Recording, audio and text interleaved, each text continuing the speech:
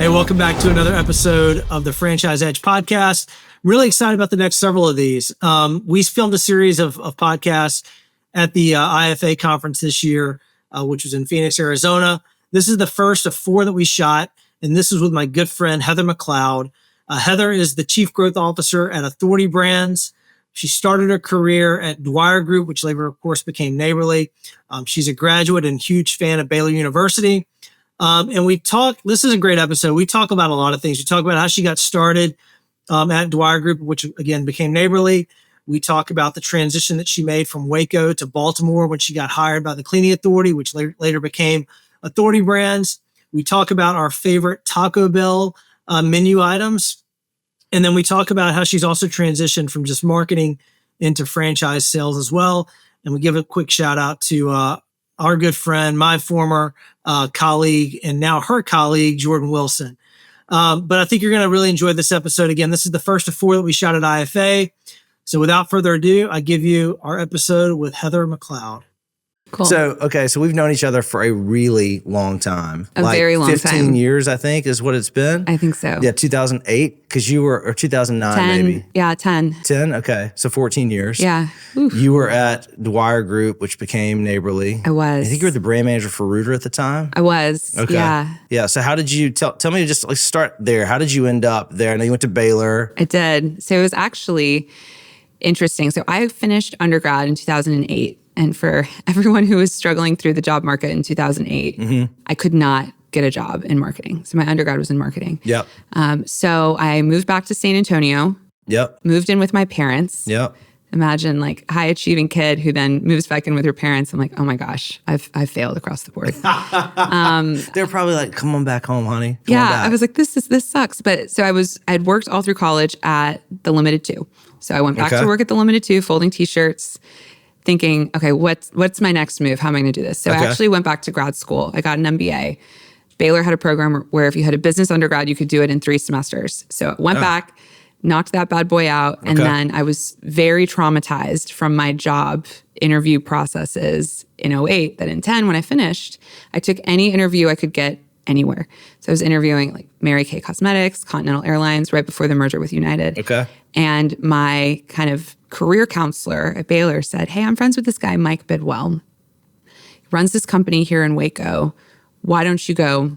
He'll get you an interview with, the marketing team. Yep. And I was like, I don't want to stay in Waco, but I should take the interview. It could be good practice, if nothing else. Yeah.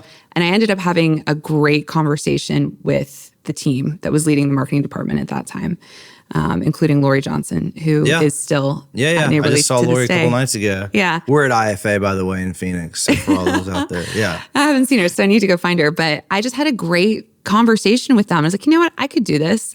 And so the first job I had at Dwyer Group back then was the brand manager on Rainbow International Restoration. Okay. And then I kind of moved through various roles there, including leading Mr. Rooter, leading franchise development marketing, and kind of got to wear a couple different hats on that team. So what was it about the job interview process at the time that was leaving you traumatized? Was it just like you had such bad experiences in 2008 that you were just nervous in 2010? Or was it just the companies you were getting a shot at in 2010 you weren't really happy with? What was traumatizing about it? The processes were all very, very long. Okay. And there were so many candidates for jobs, kind of similar to the market that we're in right now. It was definitely an employer's market back then. So I remember at the time I was living in Waco and I was doing the drive up and back to Dallas for a lot of these interviews. And I just kept going. And I remember being at Mary Kay and saying, like, how many more rounds are left? Did you ask in a this? question? I did. So how many more rounds are left until you guys make a decision? They're like, 4. Wow. And Continental was like case study after case study. They asked me, I remember this really clearly because this is what traumatized me. They said, look out the window. And you're from Dallas, so I don't know exactly what highway I was looking at. But I'm like looking at this highway. I said, how many cars drive by this building every day on the highway?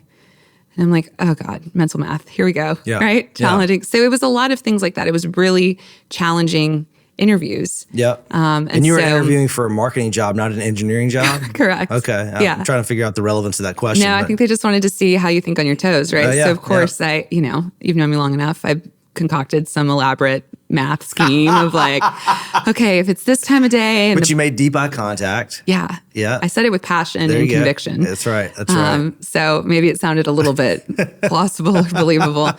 Yes, it was just all really challenging. And so when I went to Dwyer Group, we actually had 3 of us from my MBA graduating class that all started there all at the same time. Yeah. 2 in operations and then me in marketing. So we were only a graduating class of 12. So that was like a good percentage of us that ended up there. And I think it was really the first time that they as an organization had focused on, hey, we've got this top tier university in our backyard. Right. Maybe we should be pulling in and recruiting from the school. Yeah. So. Why do you think they waited so long to do that? Do you think it had something to do maybe with the fact that it was a blue collar business and they didn't think that they were going to be able to pull talent from a university like Baylor? I don't know. I really don't know. I mean, I know being an undergrad at Baylor previous to that, right? Like the Waco, Baylor was a bubble within Waco itself, right? Yeah. Like so much was just on campus versus off. The town is pretty small. Right. When students are in session, it's very different now thanks to kind of the fixer-upper effect. Yeah. But it was just kind of a different place. So most people graduated and wanted to go to Dallas or Houston. Yeah. And that's exactly what happened. There was like the mass exodus after graduation. So I think a lot of people just kind of overlooked the fact that there was great business in Waco. And if you go there now, I mean, it is a thriving, bustling community. It's significantly larger than what it was a couple years ago. Yeah. And you have this whole pool of kind of young professionals who've made it a home and made it a really great place. But it was just a little bit before that kind of transformation had happened. So it's probably a combination. So you started in 04 then? Started school in 04? Mm-hmm. Okay. So 04 to 08, you're in school. I don't want people doing the math. That's okay. Don't worry about it. Hey, listen, it's all good. They're just going to look you up on LinkedIn anyway and see your graduation date. So, but interesting time because like that was like right when this move to digital was kind of happening from a marketing perspective. Yeah. Because I mean, I started at Reach Local in 07, very beginning of 07, and the business had started, I think, in 05. So not long before that. And they were the first to kind of sell Google ads to businesses, to small businesses. I think the larger, like your Blockbusters. I remember, Blockbuster at the time. They were buying Google ads, but they were just this big national brand, right? So you're in school right around the time that there's this transition happening in marketing in general over into this digital world. So what was that talked about or taught at all or touched on in your curriculum at all? No. Okay. It wasn't. Crazy, huh? It's wild. Yeah. It's wild. So when I left, and ended up at Dwyer Group, I remember being in conversations about SEO, PPC, which back then I remember Lori Johnson would tell this joke if she was here, that there was a meeting where, and I think it was her, but I won't put it on her in case it wasn't, where someone said pay-per-click, and someone in the room thought they said paper clip. Right? Yeah, paper clip. So that's how early it was. Yeah. I mean, this was like, we were all kind of learning as we were going. And I think one of the things that really served me well back then, and I think this is part of the reason and kind of the explanation of how we got to be such good friends back then, is that I knew enough to know that I didn't know anything about this. And so I just asked everybody to help me understand what's happening in this space. How can we be better?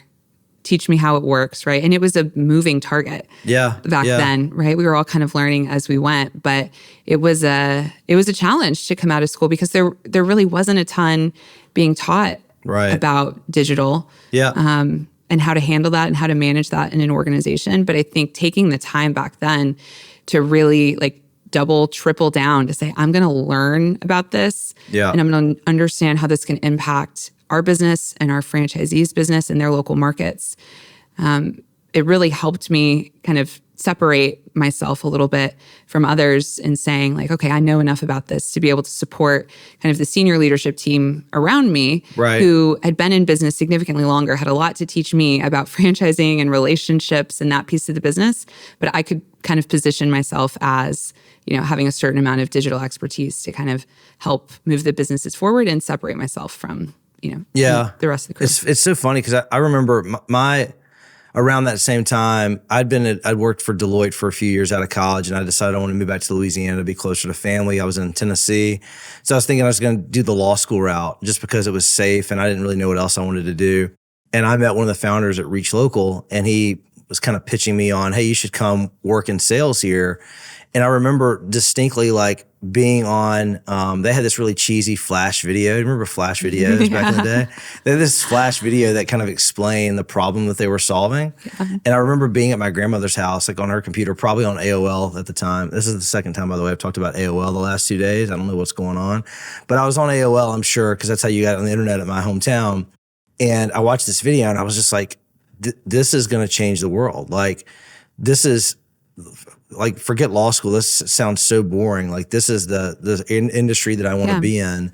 And I didn't know anything about it either, other than it just made sense. It's like, why would I go pull out a Yellow Page book to look up a business's information when I can just get on a computer and just type it in and it's right there? So it's crazy that it was that simple back then. But yeah, and I think you're right. I mean, you kind of find yourself in this like interesting place and time where there's this shift in the world, which is probably like, we've talked about this off camera, but like AI is doing right now. We'll talk about that in a bit. But it was like this shift in the world where you knew like this was going to be like the next big thing. Yeah. And you didn't know really what that meant exactly yet, but you knew you wanted to be a part of it and you were interested enough to go dig in and learn about it. And I think you're right. We did a lot of that, kind of cutting our teeth at the same time. One of the things that I remember about you early on at Neighborly or Dwyer at the time, though, is you talked about working with more experienced people who were good marketers, were really good business people, taught you a lot about franchising, but really had no clue about what was going on in digital. And I remember one of the projects you ran was you were like going through and like trying to understand, okay, what does reputation management mean? And what do online listings mean? And how do we actually get these things into our franchisees' hands? I remember being in a meeting with you, and I'm sure Lori was there too, and I can't remember who else would have been in the room, but the things that you were talking about, some of the more experienced people were like, you could tell they were just blinders on. Like, I was like, I don't know what that means yet.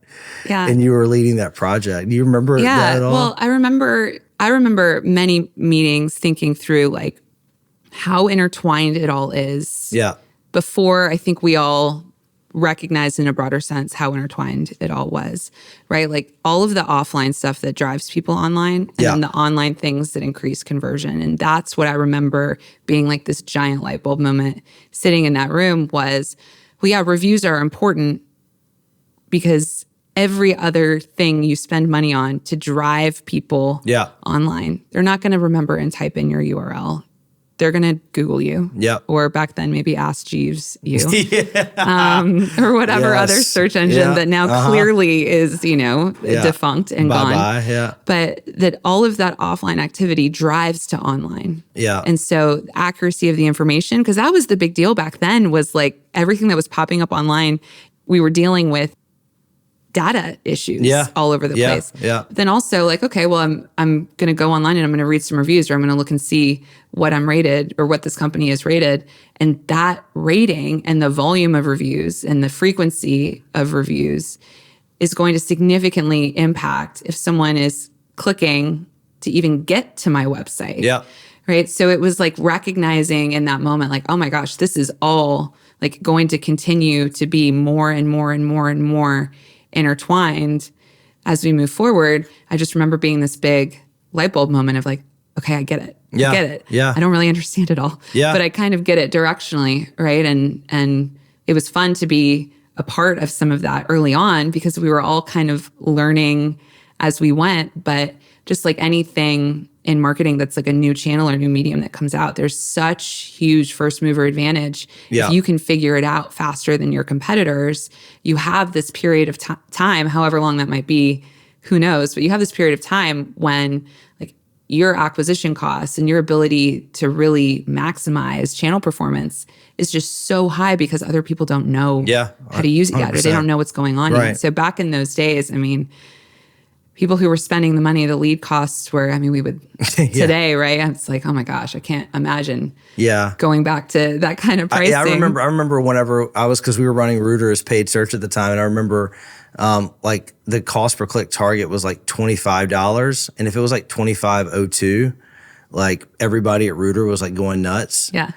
And it was like now like click costs are like more than that in most cases for plumbers. It's like, it's crazy. Like at one point that was the lead cost. Yeah, that was the actual all-in yeah, you CPL get a phone call for $25. I know. And now like the click costs in some markets are even higher than that. It's insane. It is wild. Yeah, it's crazy how it's changed. But the thing that I think is interesting for people watching this to take notice of is that all this investing that you did and like learning these new things that were happening around digital, like trying to become the resident expert, looking for these kind of opportunities where you could really lean in on some of these channels and get first mover advantage and all the benefits that come with that, you know, more efficient and cheaper leads, things of that nature.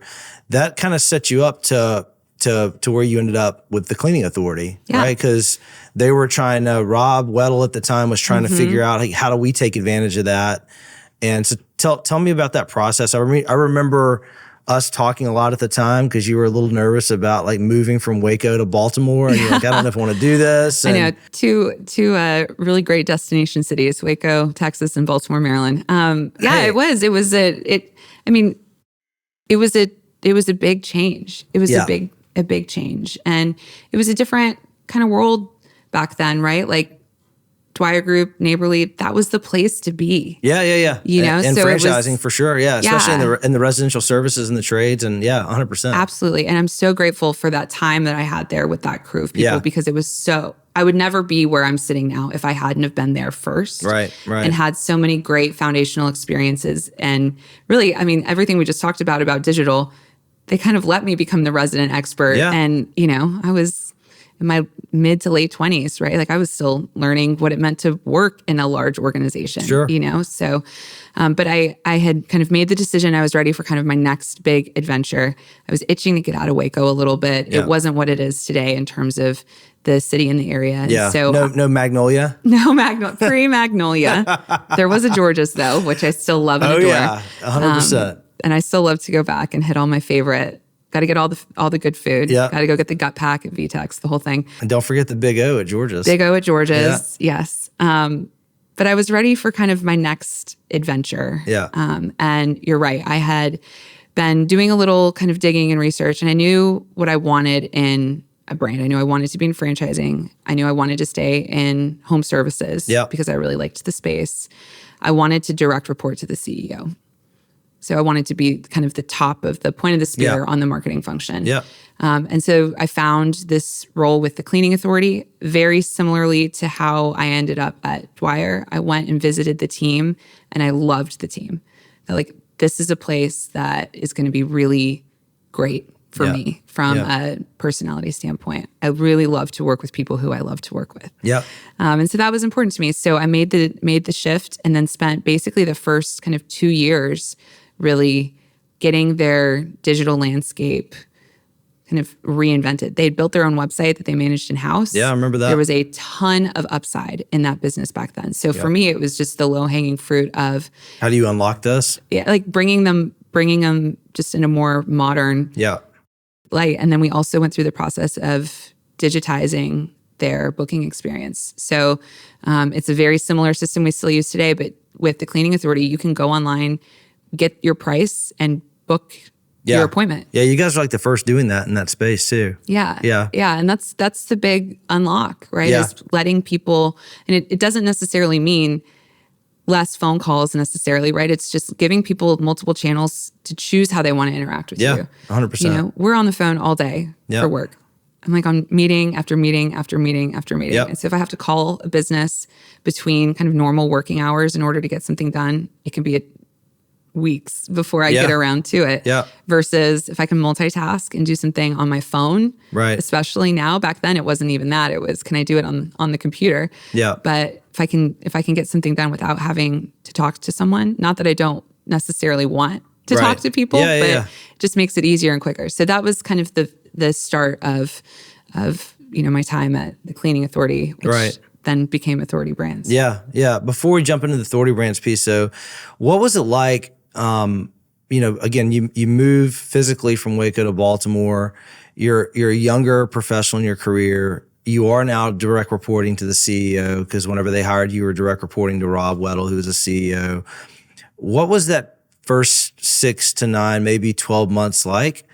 Cutting your teeth and like knowing that there was these opportunities, like you were smart enough and you understood digital enough to go, wow, if we upgrade the website and make it, more modern and we make it easier to find on Google, if we kind of expedite this online scheduling experience, like having these ideas that you wanted to drive, like how difficult, or was it not difficult at all to kind of convince the other stakeholders on the executive team that these are the investments that need to be made? So I learned a really big lesson when I was at Dwyer that I tried to use to my advantage when I moved to Baltimore. Okay. And I don't think a lot of people necessarily like put their dirty laundry on the table, right? But let's put it on. I could take my jacket off if we need to. So early in my career, and I see this a lot of times even with people on my team now that are greener and kind of early in their professional career, I didn't understand the bigger kind of organizational things that were happening around me. I would just get so focused, like tunnel vision on this is what we have to do and this is the right thing to do and we have to do it now. And like I would die on every hill. Yeah. Basically every conversation, every meeting, I was so passionate that Bulldog. This is what, exactly. Yeah. Yeah. So I made the conscious decision when I went to Maryland. I was like, you know what? We're going to take a little bit of a different approach. I'm going to try things a little bit differently. And so I still had a lot to learn back then. And it took me a little bit, to your point, on understanding how I needed to bring things to a CEO to influence decision and behavior and to get what I wanted accomplished. So I had to learn kind of the nuances of that relationship management piece. Yeah.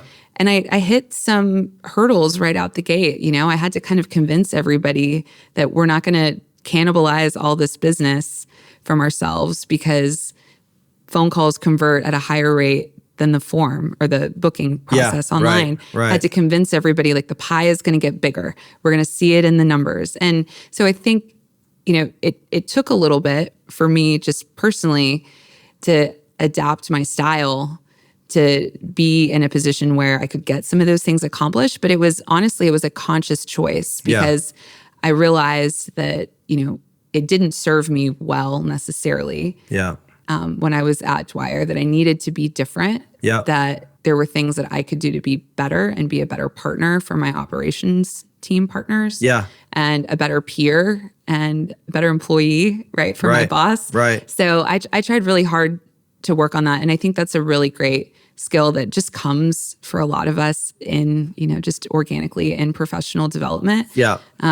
But you don't often hear people talking about it. Yeah. I know. And I think it's also interesting. It's a little bit, it's based on the style of the person that you're trying to get to or get through and influence, because I mean, I've definitely seen the Bulldog, hey, I'm committed to this. This is what we should do. I'm convicted about this. Like there's a time and a place to use that. I completely agree. Like that's naturally my style as well. And the older I've gotten, the less I find myself kind of gravitating towards that. Yeah. I do think it comes in handy, but I know Rob specifically, he's just a very like methodical, process oriented, thinker. Yep.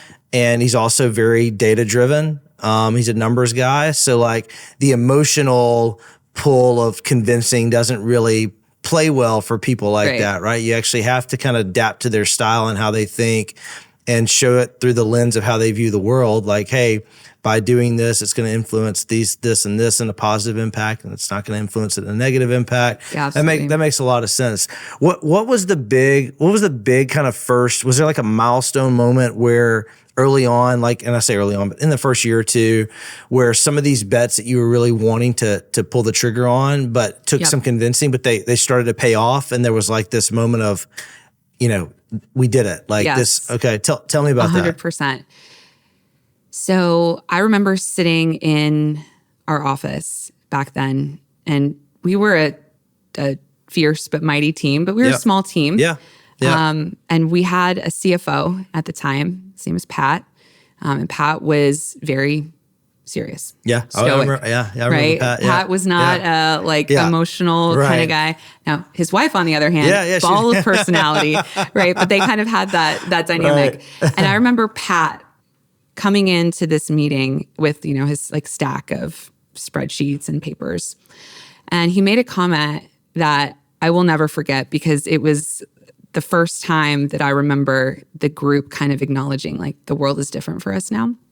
And he said, marketing and lead volume have reached new levels of normal.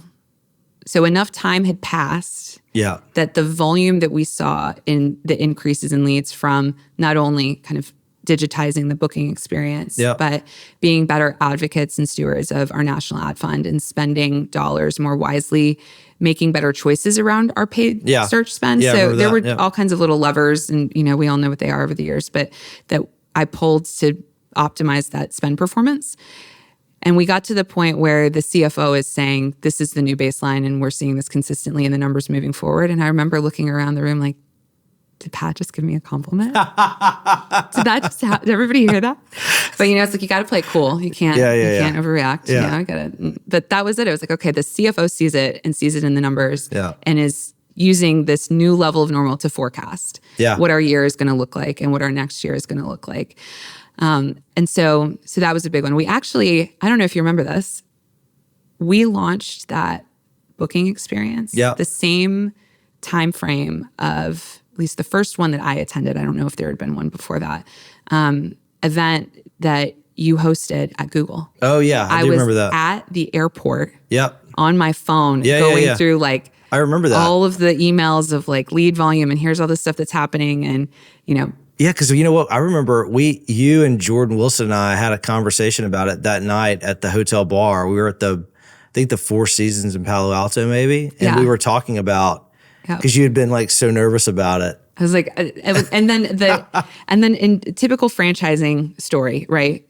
Something fantastic happens and we're stoked about it. Yeah. And we miscalculated some of the communications we should have had with our franchisees, right? Because they were used to, in that system, we had a call center answers the phone, books the appointment on their calendar. And then in the instance where someone doesn't book, it kind of went into a bucket of like warm follow-up for the franchisee. Okay. But now we had all these people who were engaging with the form, and we were saving every step of the way. It's like you put in your info onto the next screen, saved. Yeah. You didn't complete, you abandoned, saved. The volume of those didn't book leads that they saw in the system went through the roof. And they're like, I don't have time to call all these people back. I don't have time to, what is this? People aren't booking because of the form. And I'm like, no.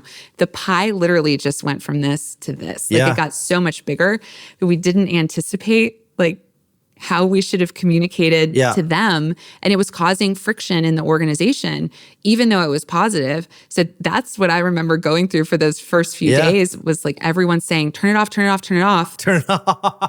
It's too much. The system doesn't know how to handle it, right? I know. I wish we could have that problem today, right? Time, but we know, like most things, it's a pendulum, right? Sometimes we're on the extreme where leads are plentiful and cheaper than other days. And we're struggling to get employees, normally is the trade-off. Or sometimes it's easy to get employees and retain employees, and getting customers is the challenge. It's always kind of some pendulum back and forth between the two. But that's what I remember is Pat telling me new levels of normal. And I was like, thank God. Thank God. The this CFO is not a drill. This is real life. But I remember, and it really just goes back to underlining how important communication is in a franchise system. Yeah.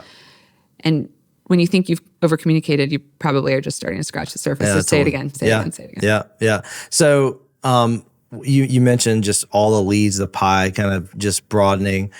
How do you, as a CMO at the time, how do you kind of hunker down and work with the operations side of the business to make sure that, when you're executing, and you're bringing in more opportunity, that those things are being followed up on and that processes are updated so that you can capitalize on stuff. How did that kind of work out early on? Yeah, so I think it's really, really important that marketing and operations are attached at the hip. Yeah. Because the success of the marketing team a lot of times is completely interdependent on operations. Yeah. We can make the phone ring at the call center. We can get people to the site filling out the form, but it's on operations, right? And the service delivery of our franchisees to be able to turn that into revenue. Yeah. We can't turn it into revenue ourselves. Yeah. So it's always been to me a really, really important dynamic, not just with operations kind of at the franchisor level, but understanding your franchisees and having franchisees who can teach you a thing or two about their businesses, because oftentimes they have a laundry list of ideas and solutions and things that could help them grow bigger, better, faster, that you just have to be humble enough to recognize, like, you don't have to have every good idea. Right. Our job sometimes is just to be the executor of the idea or the people to bring scale to it or make it achievable in a system. So I've always really prided myself and my team on trying to be a department that people love to work with, but really a department that operations loves to work with. Yeah, that makes sense. And I've seen that evolution too. I mean, I feel like early on, I felt like there was a little bit of friction in those groups and those personalities. And like now it's like, now you're officiating weddings. You know? I know, isn't that wild? Yeah. So Leanne Staff, who is a very, very dear friend, when I first came to the Cleaning Authority, she was the director of operations. And we did at the beginning, we had a little kind of push and pull, like a little tug of war, right? Of like things I wanted to do. They were counter to what the brand had done in the past and what they had been told was the right thing to do. And so really kind of building that relationship and getting to the point where now I officiated her wedding, which was amazing. I don't really quite know how I was allowed to do that, but it's legal, they say. You get your little certificate and you just off to the races. I should be officiating weddings at IFA. I could get a booth, $200 a pop. Okay, all right. Maybe that's an idea we throw to Matt Holler next year. Hey, Matt, can we set up a booth for Heather to do weddings? Yeah, vow renewals. Yeah, right? that's right. Not agreement renewals, vow renewals. But no, I think it's so important to have those types of relationships that are really focused on, like at the beginning, it was me understanding the business. Help me understand the business. What are the pain points? How can I help? How can my team help? What can we do to make things easier, better, generate more revenue, right? And then it's, the little wins, showing that you're actually doing that and really treating it like a partnership and a relationship with both your kind of ops counterpart and your franchisees. And it can be a challenge sometimes because franchisees will often bring things to the table that they think are the right thing, and you have to unpack it a little bit, right? So the classic one that I think we've all heard is like, why aren't we doing a Super Bowl commercial? Let's take a step back. So why do you want a Super Bowl commercial? I don't think anybody in my market knows I'm here. Okay, let's solve for that. Right? So it's basically unpacking, like, the solution they bring to the table is really just their answer to a problem. What's the problem? And then let me help you solve the problem as a marketer with expertise and a team. Let's go about this kind of from maybe a different strategic angle, but let me help you address that issue that you're trying to solve for. And I think that's kind of the thing that often causes friction between operations and marketing, is operations is trying to do the whole thing themselves, right? Here's a solution to this problem that I'm having. And it's our job to kind of say, like, okay, well, let's talk about the problem. Let us help you. Let's work together to find a path forward or a solution that's going to address that, versus, like, whatever the solution is that they might have solved for themselves or brought to themselves. Super Bowl commercial would be fun though, right? It'd be really nice. Yeah, it'd be a lot of fun.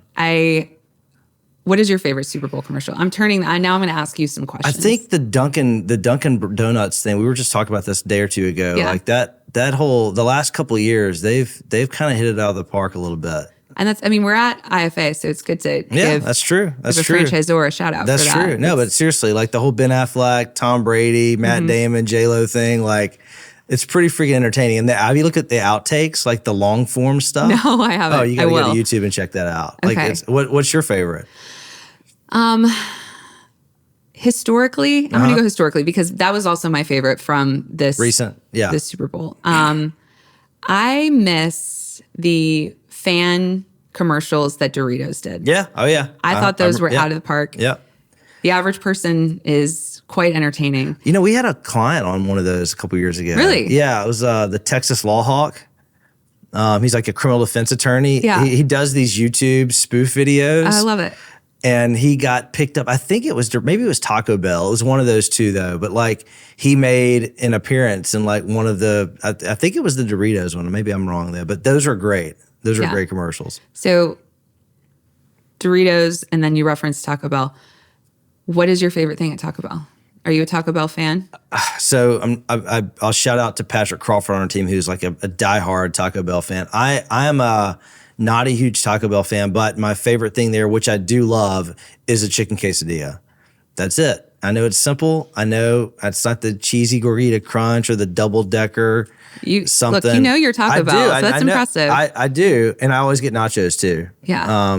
Mexican pizza all the way. Is that what yours? 100%. Okay. All right. 100%. Is that one that comes and goes, or they always have it? It went away for a while. Okay. But they brought it back. Okay. They brought it back. Got it. Yeah. It's good stuff. All right. Yeah. I mean, look, those are highly influential. I mean, I would say that, a lot of people watch the Super Bowl just to watch the commercials. So yeah, I think so too. Or, do what I did this year and just go ride a parade in New Orleans during Mardi Gras during the Super Bowl. So, that's how I spent my Super Bowl this year. I can't believe that. It was fun. So I'll show you pictures later. All right. Yeah. Cool. Yeah. Okay. Let's get back into to the marketing speak. So you're their cleaning authority for a few years. Then you guys just start going on a rampage and buying a lot of brands. Yes. So was Monster the first? No, Home Watch Caregivers was Home the Watch, first. That's right. And that was the only brand we bought while we were owned by PNC River Arch Capital. They were our first private equity owner. Yep. I came in right after they acquired the cleaning authority, and then they added Home Watch and then transitioned us over to Apex Partners. Yep. And then things started to go crazy. Yeah. Yeah. Absolutely crazy. So just like high level, what was that period like early on when you guys were just buying? You bought Home Watch, you bought Monster, you bought Stop, you bought the Clockwork brands. Mm-hmm. So Ben Franklin 1 Hour, Mr. Sparky. I mean, that all happened in a pretty quick period of time, it felt like. What was that like for you? It was insane. It was absolutely insane. We closed with Apex in September of 18. Yep. By the end of the year, we had bought ASP and Mosquito Squad. That's right. Yep. All based on relationships that Rob and the organization had formed with those founders over the last 10 years in franchising. Got it. So those came fast. And then Clockwork came, and talk about a crazy deal. Yeah. That carve out was one of the most challenging things. Because they were Direct Energy owned? Mm-hmm. Is that right? They were owned by Direct Energy, which was owned by an even larger UK-based organization. Right. And so we had to carve out this tiny franchisor in their minds, huge franchisor in our world. Sure. Right? To them, it was nothing. It was so small. To us, it doubled our business, more than doubled our business overnight. Right. So it was huge. It was significant. And so that carve out was a challenge on that one. Thankfully, Apex gave us some support in the terms of this great carve out expert, Julie Canfield, who came along to kind of help us get through that time. Right. But that was, I mean, talk about an exciting time. Every time I turned around, we were buying a business, and it was wild. Yeah. How did you get your arms wrapped around that from a marketing perspective? Because, I mean, there's so much going on, right? You got to deal with like the change, the people issues of the franchisees now being owned by a new group. Yeah. There's probably a lot of like concern and like, what's this mean for me? I'm a business owner. How's this going to impact the business that I bought at the time that I bought it? There's responsibilities of you now having to market these businesses individually, then also figure out where the synergies, right? I'm tired just you talking through it. I'm ready for a nap. I'm just gonna I'm gonna wear you down here, but talk about like some of the stuff like was going through your head at the time, and like what were some moves that you made early on, even that maybe you looking back, you're like, I wish I'd have done that differently. But what were some things that were happening at that time, just tactically in your role that you had to take care of? Yeah, I mean, the big easy one is to keep using the Clockwork brands as an example. So that's 3 brands: HVAC, plumbing, and electrical. Yep. Which was a space I was very familiar with. So I was really excited about that deal. Right. They historically had all run their own digital footprint. They all had their own independent websites across the board. And then the franchisor ran a website. Yep. Kind of on top of it, that had, landing pages for each location. Yeah. But they were in massive conflict with each other. Yeah. And so right out the gate, I went and met with that franchisee leadership team, along with Mark Dawson. I think it was like his day 1 or 2, right? We went to this meeting of the franchisees and Mark just took over. Like other people in the room, he was like, you know what, I'm going to run this meeting. Here we go. And this is what it means to be a franchisee and a franchisor. You guys haven't been run like a franchise brand. Yeah. You've been in this large organization. So he really focused on resetting the relationship. And I rode his coattails on that, right? I went to every event I could to get FaceTime with those owners and to really meet them and understand them, to hear what they liked, what they didn't like, and then to start kind of the education process of like, we're going to have to make a change to the way these sites are set up. Yeah, yeah. But the benefit is going to be huge. The benefit is going to be huge. Here's what we've seen. Here's what we've seen. So we went through the process of kind of rebuilding that experience. And change was a little bit challenging, but I think right away, the franchisees in that system recognized that we wanted to be their partner, and we really viewed the relationship as a partnership. Yeah, yeah. And that we were kind of straight shooters. Yeah. I mean, you've met Mark, right? Yeah, like yeah. Salt of the Earth, Tennessee, like they were kind of run very corporately previous. Yeah. And so we're like, look, like this is just who we are. We've made our lives out of franchising. We're here with you, right? So it was really that focus on the relationship, but it's challenging. Acquisitions and integrations are challenging work because there's spreadsheets that tell you what you're supposed to do and how to do it. Yeah, yeah. And then there's the reality of people. Yeah, yeah. And that makes it more complicated. So I think it's a little nuanced to try to do it in a way that gains you kind of respect and trust, and trying to really build that with your franchisees. It can be a little bit of a challenge, but I think that was an example with that system. And they have absolutely thrived as part of Authority Brands. Their growth trajectory has been just out of control compared to where they were for the years leading up to that. Yeah, to for the deal. sure. That's Because they were a priority now, right? They were a focus. Absolutely. Yeah, it makes they makes went a lot of from sense. being, and very unlike some of our other deals, right? We had almost the complete opposite happen, not in terms of success post, but just franchisee mentality.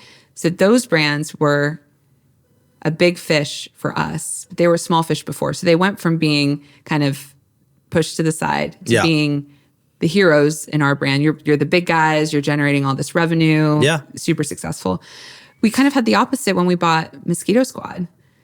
They were carved out of, at the time, Outdoor Living Brands. Yep. They were the big brand in that system. Yep. And then they came into our system and they weren't the big brand anymore.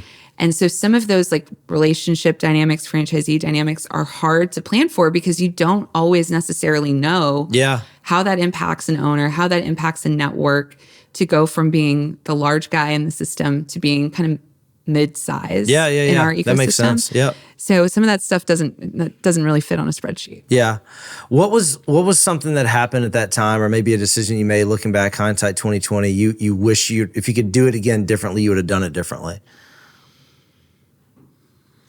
I think some of the same things about being kind of a bulldog on certain things. I was so focused in the first couple brands on this is the way that we do things. And you have to mold to the way that we get on do board. Things. Get on board. Yeah. This is how we handle XYZ in marketing. Yeah. This is the platform we use for creative. This is the way that we handle whatever it might be. Yeah. Right. And that doesn't always sit well with people. Shocker. It doesn't always sit well with you either, by the way. No, it doesn't. I know that I have control issues. I recognize that. But at the time we were moving so fast. Yeah. So fast. It's not like we were doing a deal and then we had 9 months to figure it out. Sure. We did those 3 deals: Clockwork, Mosquito Squad, ASP. Those all happened within 7 months. God, I can't remember. I can't believe it was that quick. Yeah, the end of one year and then into the summer of May of the next year. Yeah. It was so fast. And I think that is just like a common thing that happens in our lives in general, right? When things start to move really fast, even though sometimes we know the things that are important from like a relationship management side, things even with my own team back then, right? Like I was running around, I was flying different places like every week. I was in Houston, I was back, I was in Macon, Georgia, I was back, like all over the place. Sometimes you're just not as sharp as you are under the best conditions. Yeah. Right. And so I really learned some things early on in that process about like what my team needed from me. Yeah. How to keep them kind of focused and on track and not to let the crazy of what was happening around us kind of impact the team that was really getting everything done on the home front while I was kind of out running around getting those deals done. But I think it all just really comes back to that same kind of thing, like the relationship, how aggressively you're choosing to step on the gas. You know, it's kind of that like, be like water, kind of, when are you going to bend? Yeah. Pick selectively the moments that you're going to push really hard for something. Make sure it's the right thing. Make sure it's something important. You can't cry wolf all the time. Yep. If everything's a crisis, nothing's a crisis. Yeah. So I think really trying to, I use the phrase with my team sometimes, like, is this the hill you want to die on? Yeah. Yeah. And if it is, that's great. Yeah.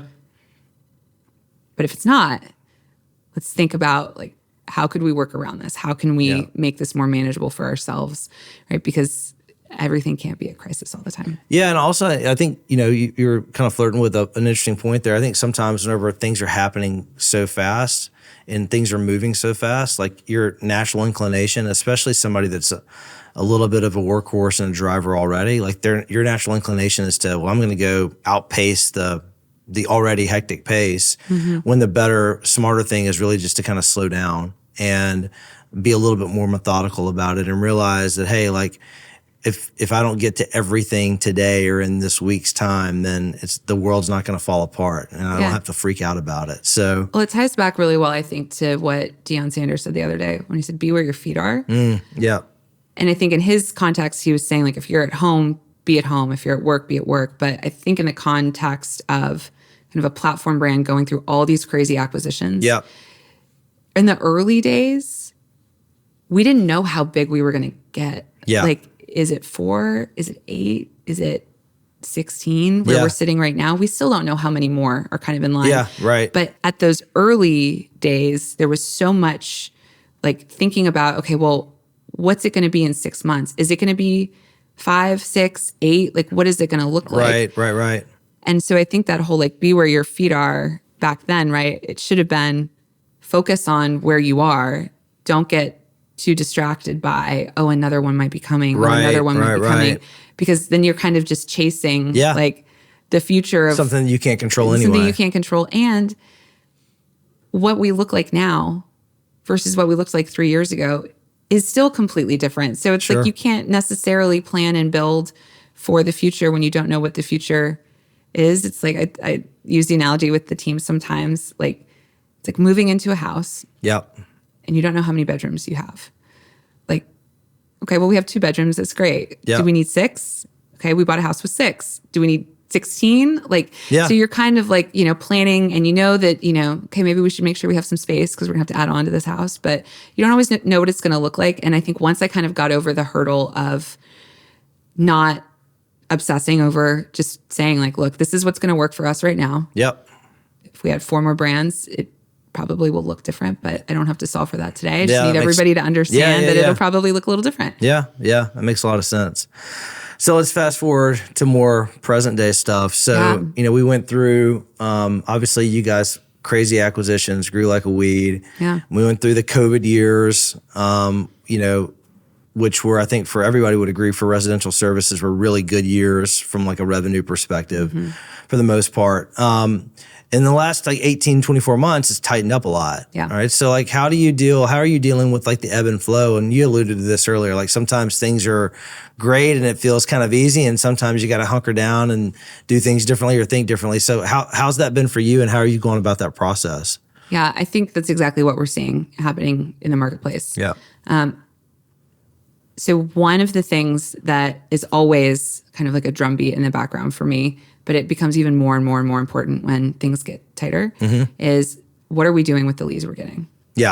Right. So it's focusing on things with our ops team around our contact centers and around our phone handling. So easy enough in theory, right, on a digital trail to try to manage spillage and leakage of the funnel.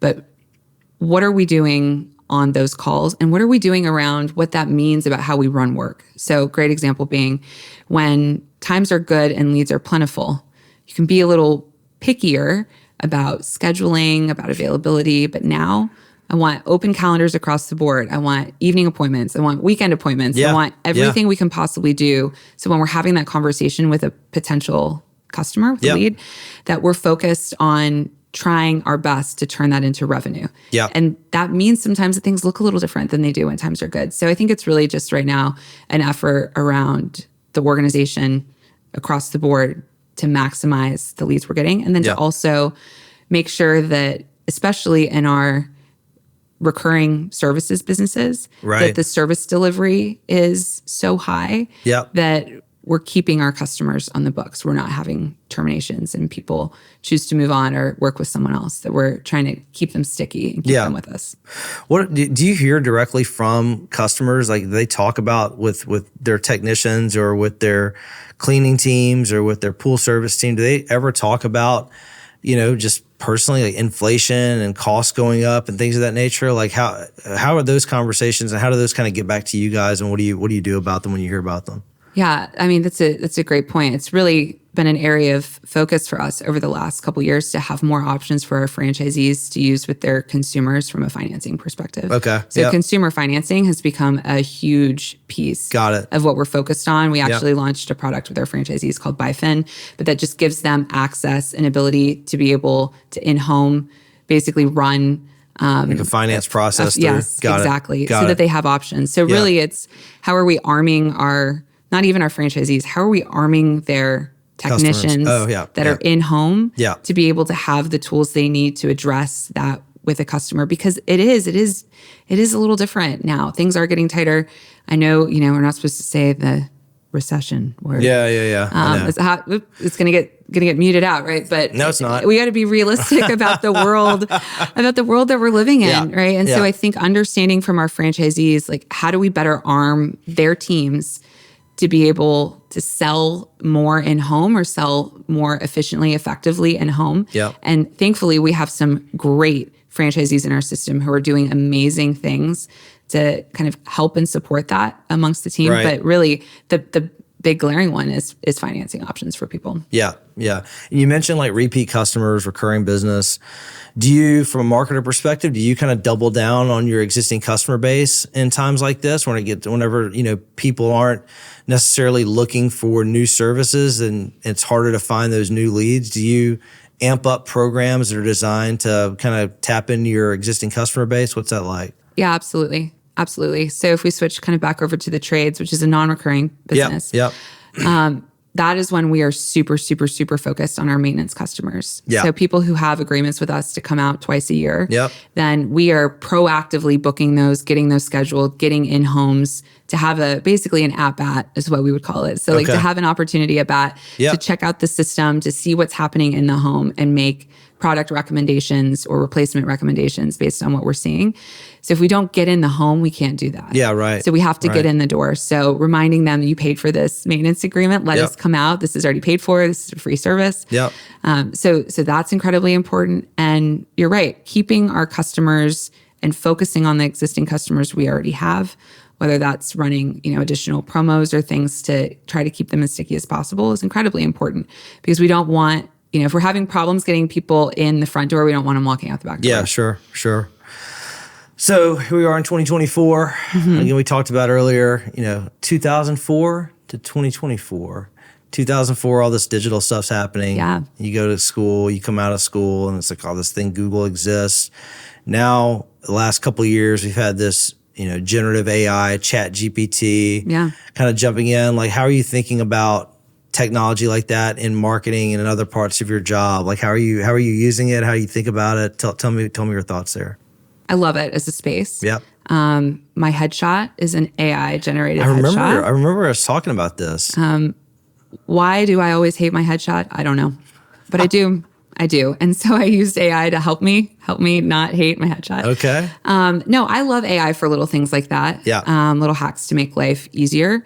I think there's so many parallels between, I think, how you and I started our careers to what's happening right now. If I was in my mid-20s, late 20s, I mean, really any age, but if I was in a spot where I needed some leverage to help stand me apart from people around me, helping translate AI into practical applications in business that senior leadership understands, I think is such an opportunity for so many young people today, because it's exactly what we did with digital. Yeah. It's the exact kind of same setup, right? Someone has to learn how to use this in business, because what is going to happen, and I mean that in each of our organizations. Yeah. Because what's going to happen is top down, the pushing starts, right? From private equity, from executive leadership. Hey, this is a hot topic. What are we doing about it? Sure. And it's a great opportunity to be the voice to fill that gap. So that, there's an answer to that question. And always good to be the one who has the answer to the question if nobody else does. But I think, interestingly enough, I'm curious to see how it actually all plays out. So I kind of have this theory, back to the pendulum theory, right? Everybody's hot and heavy on AI, ChatGPT, all the things you mentioned. A lot of it in the context right now around going back to calls, contact centers, and automating customer interaction. Can you do it via a generative AI-based chat bot that's smarter than any chat bot that's ever existed, right? Can we train some of these tools to have these conversations? I think there's actually going to be kind of a swing back the other direction, where people put a premium on extremely high caliber personal service with a human. It's like, if you think about it, I've been a shameless plug for USAA. I've been a USAA insurance customer for quite some time. Your parents were Air Force, right? My parents were both Air Force. They are known for kind of two things in San Antonio, where they're based. Being an employer of choice and having amazing customer service. And it's true. You call USAA to make a claim that something happened, and you're talking to a retired military professional, and you have a great interaction every single time. I think more focus like that, assuming that kind of AI swings and a lot of companies make a quick decision to say, we're going to sprint at this, we're going to rip and replace certain things on our in our organization with tech and AI. I think you're going to see a premium put on real human interaction. The only thing about that is that I just wonder if these things are going to be so smart and so good. That scares me. I know, but I mean, it's pretty incredible. Like, in just such a short period of time, how you can take these models and you can really craft them to sound as much as you want them to sound like you or a business. And I don't know. I personally, like, that freaks me out too. And at the end of the day, especially for complex questions, or if I'm like in a heightened state of emotion, I'm like mad about something, or like a plumbing issue. I'll show you a video in a little bit. But like a few weeks ago, I was taking a shower. It was like early in the morning. It was cold. It was like one of the few cold mornings we've had this year in Texas. But I noticed like the water pressure in the shower was like really low. And I was like, what's going on? This is weird. But I by the time I got out of the shower, I wasn't really thinking anything of it. And I get an Amazon package delivered. So I go outside and I open the door and I hear like what sounds like a waterfall. I'm like, what is that? And it's not raining. And I look out, and like in my front yard, there's like water shooting like straight up out of the ground. So I'm thinking, okay, well, maybe this is why I'm having problems. This is I'm like, but I was like, maybe this is my sprinkler head. Well, it wasn't a sprinkler. It was like a pipe underground had burst. Oh, wow. And it, like, so much pressure to like come up through, like, and it was like 9 feet in the air. And I'm freaking out because I'm not the handy guy, right? So You're I'm not? like, oh, you know this already. Come on. So I was chuckling over here from the fellas. I know, the room too. likes that one. Thanks, guys. Appreciate that. So anyway, but I'm like freaked out. So the first thing I did turn the water off. I know how to do that. I know how to turn the water off at the street. After all these years with me being in plumbing, I hope I got that done. And as I'm opening, like, the water thing is just like spinning like 1,000,000 miles an hour. But at that point in time, like when I call a plumber, like that's when I don't want to deal with like AI or automation. I do want to talk to somebody because, right, I'm freaking out. Like, I don't know how long I'm not going to have water. I'm going out of town for the weekend. This was a Friday. I don't know I'm freaking out. So those are the times where I don't want to talk to an AI, but at some point, does it get so good that it handles my frustration better than another human on the other end of the phone? Maybe. I don't know. I think you're right, though. I think where we sit right now, especially one of our businesses is in-home healthcare. Yeah. Right, with home watch caregivers. Yeah. I think there's delicacies to certain conversations, 100%. at least where we are now, that the empathy that comes from a human is invaluable, right? Yeah. So I think you're right. I think we are going to see these things get smarter and smarter. I listened to one the other day that was a follow-up to someone who went to test drive a Tesla, and the call and say like, hey, how was your test drive? Do you have any questions I can answer? Was all AI. Yeah, I think I saw that too. Yeah. And it's, wow, it sounds like a real person. I don't know. Yeah. I don't know. So, but that's the thing, right? I think these are the questions and the types of conversations that if I was back then, I would be jumping on this to just have an opinion, right? To have an opinion so you can sit and have a conversation like this with someone and really kind of debate and go through it, but also so you could keep your organization educated. And then just like with digital back then, it was an ebb and flow. I mean, what was true one day was maybe not true the next day. And like it was, and then it started moving faster and faster and faster. Yeah. Right? So like kind of getting in with thoughts and opinions on, hey, how does this help the business, right? We just did an exercise where we took a bunch of, we exported all of our Google reviews for one of our businesses, dropped it into an AI tool and said, function like you're the owner of the business, analyze what's happening in these reviews, pull out any trends you're seeing. On the negative ones, common themes, how would you address them in the business? Now, the how would you address them in the business? Not always useful. But being able to process large amounts of data and pull out things like an analyst potentially to flag. I'm flagging probably 1, 2, 3, 4, 5. Probably better than an analyst, right? I mean, faster, moves quicker, right? So the solutioning, I think, still has some room for improvement, but because there's nuances to every business, there's nuances to, choice. We chose to do this in this way for a reason. But I thought that was incredibly powerful to be able to turn to the ops team and said, like, look, we're getting this constantly that people don't understand the trip charge. We're not selling that well on the phone. How should we script that? Let's take our script and dump that into ChatGPT. Right? Or another tool to say, like, give me 5 versions of this script. People are confused about this fee. Let's craft some new ways to talk about it. Let's make sure we're talking about it in a way that resonates and makes sense for our customers. So I think for things like that, there's so much opportunity. But it is kind of like the new great unknown. It's crazy. I mean, I was talking to, I've been thinking a lot about like how it will impact like search, right? Like Google search, right? And I think one thing that I'm seeing more and more is that like the prompts like GPT, and if you've messed around with Bard, which I guess they just renamed Gemini this week. So you can't even keep up because it's I know it's like, so you fast. can't even like film content or talk about it because like by the time you like release it, it's like, oh, it's not called that anymore. It's called something else. To run like a little ticker on the bottom. Right? Exactly. Formerly known as the platform, formerly known as Bard. Right. But now what's Gemini. fascinating about it is like I do think that like those prompts are going to teach people to actually talk to technology, like talking to a human, right? Because we've gotten in this habit of like searching, like we Google search like, plumber near me. Like you would never have a conversation and say, "Hey, can you recommend plumber near me?"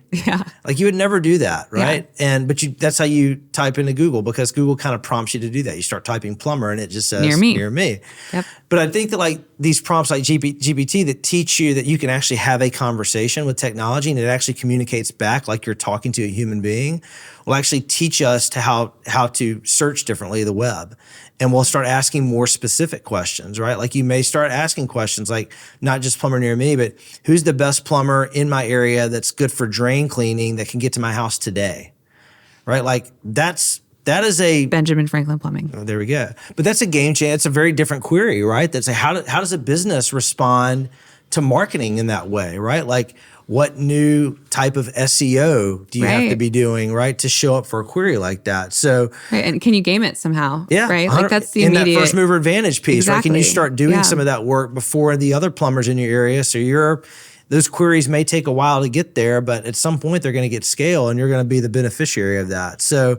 I do think though I'm the same way. Like if I were in my mid-20s again, like and this were happening, I would be geeking about this stuff like nonstop, 100%. Yeah. So, all right, one more topic, and then I'll let you go because I know we're running up on time. By the way, we're at IFA 2024, Phoenix, Arizona, on President's Day. It's 10 till noon. So. Okay. Got to go back to the exhibit hall in a few minutes. I got a board meeting at noon. Man. Oh, okay. All right. Yeah. Well, University of Louisville. I can't let you off this for two reasons. Because one, Jordan Wilson will kill me for not bringing his name up, because he's going to want to hear his name from both of us, right? Yes, he's going to want to hear absolutely it. Hey, we love you, Jordan. But you did take over franchise development a few years ago. I did.